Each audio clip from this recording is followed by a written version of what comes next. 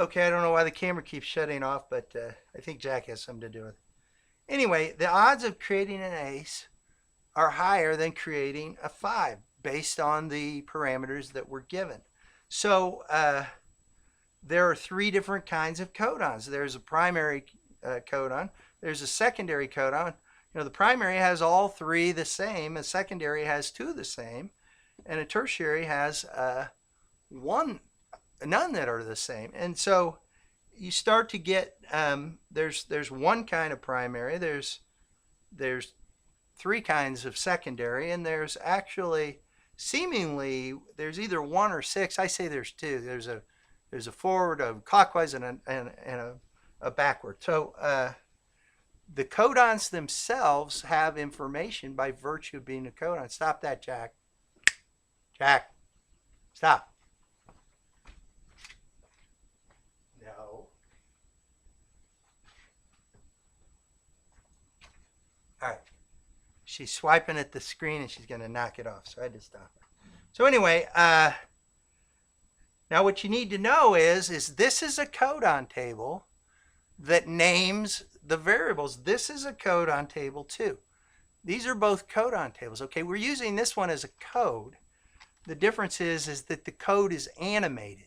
Okay, this is a differential geometry. We're taking two different geometries and we're melding them together and then we're animating them. That's what we want to do with life. Okay, this is a codon table that we're using to map this code, and then we're going to put data in. We're going to use it as a data table, and then we're going to do data analysis. Okay, we can use these code names to name the molecules, and then we'll learn something about the molecules.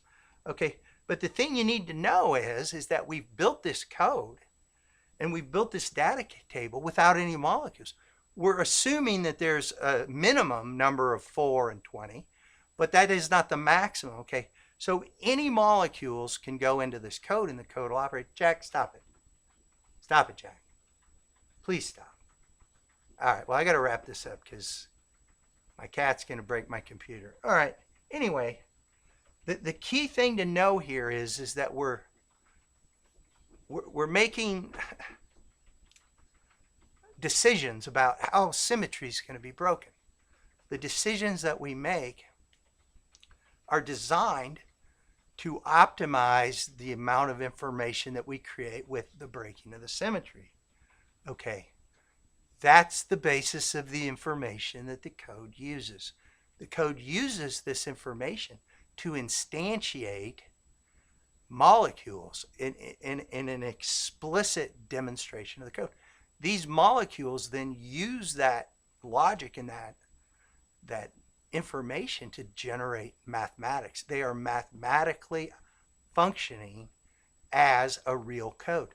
The thing that's evolving in life is the code. It's becoming more complex and it's becoming more efficient and it's becoming more precise. Please stop doing that, Jack. Okay. So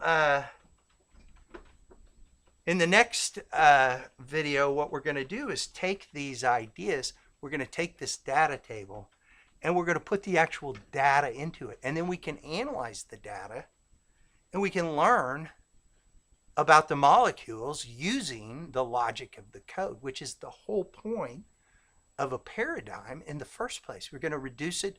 We've reduced it to this mathematical practice.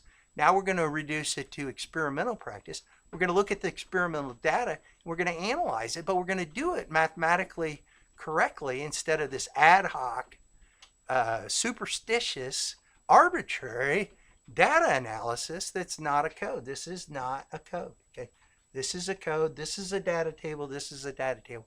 You got to keep data and information separate, codes and data tables. Okay, that's just science 101. That's information theory 101. We shouldn't have to be explaining this, but I guess we do. But once you see and understand how useful and powerful this idea is, you'll wonder why we never did this in the first place. So in the next video, that's what we'll do. We'll go from code to data, and then we'll do data analysis. Jack,